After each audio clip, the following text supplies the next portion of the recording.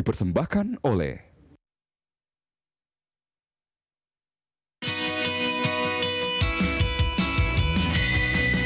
performa CIMB Niaga Finance tetap eksis meski pandemi COVID-19 melanda. Aset perusahaan pada akhir Maret 2020 sebesar 4,3 triliun rupiah, naik 64% dibandingkan periode yang sama tahun lalu. Laba sebelum pajak sebesar 91,9 miliar rupiah, naik 33% dibandingkan periode yang sama tahun 2019. Pertumbuhan kredit yang bagus pada kuartal pertama disertai rasio pembiayaan bermasalah yang membaik. Rasio kredit bermasalah berada di bawah rata-rata industri, yaitu 0,95%. Situasi menantang di masa pandemi dihadapi perusahaan dengan melakukan beberapa langkah strategis. Antara lain, mempercepat perubahan bisnis ke arah digital dan automasi, sehingga menekan biaya menjadi lebih efisien. Presiden Direktur CIMB Niaga Finance, Ristiawan Suherman bertekad membawa perusahaan tetap kompetitif di industri pembiayaan. Tekad kuat ini dijalankan dengan sepenuh hati melalui berbagai inovasi dan inisiatif. Sesuai dengan moto CIMB Niaga Finance, the most profitable company.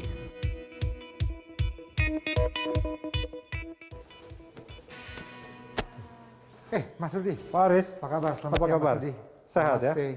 Namaste, namaste. Alhamdulillah, Mas Rudi sehat? Sehat, alhamdulillah. Ini semuanya pakai masker karena memang protokol kesehatan harus diterapkan ya? Harus diterapkan Secara ketat? untuk memastikan penyebarannya kita bisa tekan, Mas Rudi. Oke. Silakan hand sanitizer dulu. Harus hand sanitizer, oke. Baik. Tapi kalau kita pengen ngobrol, mungkin akan lebih enak kalau maskernya dilepas kali ya. Tapi Betul, dengan jarak betul. mungkin. Iya, dengan Oke. jarak. Dan mungkin lebih enak kalau kita ngobrolnya di dalam. Boleh, Bagaimana, Mas Rudi? boleh Pak Aris. Oke, Saya silakan. ikut Pak Aris. Baik. Silakan. Mas Rudi, silakan Mas Rudi. Baik, terima Duduk kasih, kita Pak Aris. ngobrolnya biar lebih santai dan Lebih rileks. santai ya. Oke, Pak Aris, ini Siap. sebetulnya kita berada di masa yang agak sulit sebetulnya secara ekonomi. Semua sektor terdampak pandemi COVID-19 Ya. gitu. Nah, konon termasuk sektor pembiayaan juga terdampak. Nah, ini Sinaf berada di sana. Betul. Nah, apakah ini sebetulnya dampaknya cukup terasa oleh Sinaf? Pandemi ini memang kalau sebelum kita membicarakan ke Sinaf, ini terjadi adalah pandemi global yang memang dampak terhadap kesehatan seluruh masyarakat manusia di global itu cukup lumayan besar, Mas Rudi. Jadi kalau kita lihat kan data terbaru sekitar 17 juta yang sudah terpapar COVID-19. Dan di Indonesia pun sekitar 100.000 sudah terpapar sesuai dengan data yang terbaru yang ada. Dan itu pasti dampaknya bukan hanya terhadap aktivitas sosial, tetapi dampak terhadap perekonomian juga. Bahkan kalau saya lihat berdampak terhadap bagaimana cara kita beribadah. Ya, yang tadinya bisa sholat Jumat di masjid itu dibatasi kemarin dan lain-lain. Di perekonomian juga dampaknya cukup lumayan dalam dan tidak terkecuali di Sinaf itu sendiri. Jadi dengan perekonomian yang ada yang cenderung lebih menurun, demand-nya itu agak sedikit berkurang. Dan apa yang Sinaf lakukan dalam kondisi seperti ini adalah bagaimana kita bisa mengoptimalkan operasional dengan lebih efektif dan efisien dalam kondisi pandemi seperti ini. Nah, efektif dan efisien yang dilakukan itu salah satu contohnya apa, Pak Aris? Ada beberapa aktivitas yang kita lakukan, Mas Rudi. Jadi dalam kondisi pandemi COVID-19 ini, aktivitas yang kita lakukan basis awalnya adalah bagaimana memastikan kesehatan dan keselamatan seluruh karyawan yang ada. Itu yang pertama ya? Itu yang pertama. Nanti saya akan sambungkan ke efektif dan efisien. Jadi untuk memastikan bahwa seluruh karyawan kita dalam melaksanakan operasional, kegiatan operasional dalam melayani nasabah itu aman dan sehat, setengah dari karyawan kita kita melakukan aktivitas work from home. Work from home. Work from home. Oke. Jadi mereka melakukan aktivitas dalam layanan nasabahnya di rumah.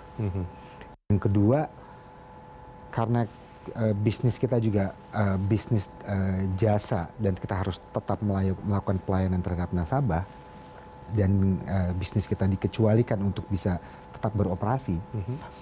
Bagi karyawan yang memang work from office, kita bagi dalam dua kategori. Yang pertama adalah shifting operational, yaitu bekerja shift-shiftan, Mas, untuk bisa memastikan bahwa pada saat mereka bekerja di kantor, tetap physical distancing atau social distancingnya sesuai dengan protokol yang memang ditetapkan oleh pemerintah. Yang kedua ada aktivitas yang kita sebut dengan shifting split operation, split operation. Apa itu split operation? Kita ingin memastikan bahwa keadaan terburuk yang terjadi di perusahaan, operasional masih tetap bisa berjalan dengan baik. Sehingga untuk critical area, kita membagi premisisnya menjadi 2 ataupun 3. Itu salah satu business contingency plan juga yang kita lakukan. Sehingga kalau terjadi sesuatu, bisa di backup oleh office yang memang lainnya. Sudah ada rencana backup atau rencana. Betul. Kita mempersiapkan terhadap kondisi terburuk lah. Nah, tapi di sisi lain sebetulnya kalau secara revenue, sebetulnya ini terdampak nggak sih sebetulnya, Pak Aris? Revenue kalau kita dilihat dari sisi revenue ada keterkaitan dengan realisasi kredit sebetulnya, Mas. Jadi kalau ngomong terdampak pasti akan terdampak karena realisasi kredit itu lebih kecil dibandingkan sebelum pandemi 19. Tapi sampai dengan saat ini seluruh indikator kesehatan keuangannya masih dalam kategori yang cukup lumayan positif. Lumayan positif. Kalau dari NPL, nah ini kan banyak sekali misalkan mungkin banyak customer yang terdampak sebetulnya kan. Nah ini gimana? Non-performing loan kalau kita lihat dari data yang ada di Sinaf sendiri memang agak terdampak ya dikarenakan kapasitas nasabah untuk membayar jadi mengecil dikarenakan dampak ekonomi.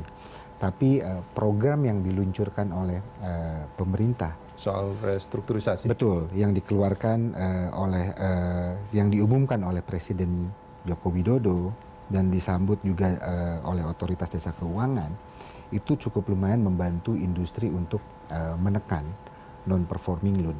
Dan itu pun juga membantu dari sisi masyarakat yang terdampak secara langsung dan tidak langsung. Jadi memang Sinaf secara berkesinambungan juga menyambut program tersebut, membantu nasabah dan bersama-sama dengan nasabah dan dalam kondisi susah dan kondisi senang. Salah satu ini senasib penanggungan ya. Senasib penanggungan. Pak Aris, kalau bicara soal target-target, ini ada koreksi nggak? Karena kan kita nggak tahu pandemi ini sampai kapan sebetulnya. Apakah ada koreksi? Mungkin target revenue, target profit mungkin? Ya. Untuk lebih realistik, pasti melihat kondisi makroekonomi, kita melakukan perhitungan ulang dari semua target dan kita sudah submit terhadap regulator perhitungan ataupun forecast yang terbaru melihat kondisi yang ada. Karena kita harus realistik dalam mencapai target yang sudah kita set sebelum pandemi ini. Pada saat pandemi terjadi, kita harus lebih realistik melihatnya. Dan targetnya sudah kita revisi dan sudah kita submit terhadap otoritas jasa keuangan. Boleh di-share sama kita mungkin target? Mungkin kalau sudah di-approve bisa kita share. Memang harus ada komunikasi lagi dengan regulator terhadap target yang kita sudah serahkan. Dan sebelum memang itu disetujui oleh regulator, kita masih belum bisa men-share. Nah, soal efisiensi, ini banyak juga. Ini karena saya memang mencoba untuk menggali situasi yang apakah itu juga terjadi gitu ya. Di banyak perusahaan terjadi efisiensi. karena pandemi ini. Ya. Efisiensinya banyak bentuknya, selain efisiensi biaya operasional, bahkan yang paling sesuatu yang mungkin tidak diharapkan banyak orang ya, terjadi layoff. Ya. Bagaimana dengan Sinap? Efisiensi jelas itu sesuatu harus dilakukan ya. Mas Rudi, efisiensi merupakan keharusan dan mungkin kewajiban dilakukan oleh Sinaf, bahkan mungkin industri dalam kondisi pandemi seperti sekarang ini, bahkan kondisi new normal yang akan datang. Untuk Sinaf sendiri, contoh konkret yang kita lakukan dalam penerapan efisiensi terhadap biaya operasional perusahaan sehari-hari ialah dengan mendorong perusahaan guna mempercepat proses transformasi di bidang digitalisasi dan otomasi. Karena kita merasa bahwa digitalisasi akan melakukan banyak efisiensi di perusahaan. Sebagai contohnya akan berkurangnya penggunaan kertas yang tentu saja akan mengurangi beban operasional harian perusahaan. Mungkin dampak lainnya adalah terhadap lingkungan, karena kita ikut melindungi lingkungan dengan berkurangnya penggunaan kertas sehari-hari. Dan mungkin dampak lain dari percepatan digitalisasi yang kita rasakan ini adalah mensupport penerapan work from home yang tentu saja didukung oleh proses digitalisasi, sehingga target perusahaan masih bisa kita capai di masa pandemi COVID-19 yang sekarang ini kita alami, Mas Rudi. Kita jeda sebentar, kita akan Baik, lanjutkan di Mas. segmen berikut. Baik. Pemirsa jangan kemana-mana, CEO Talk masih akan kembali usai jeda.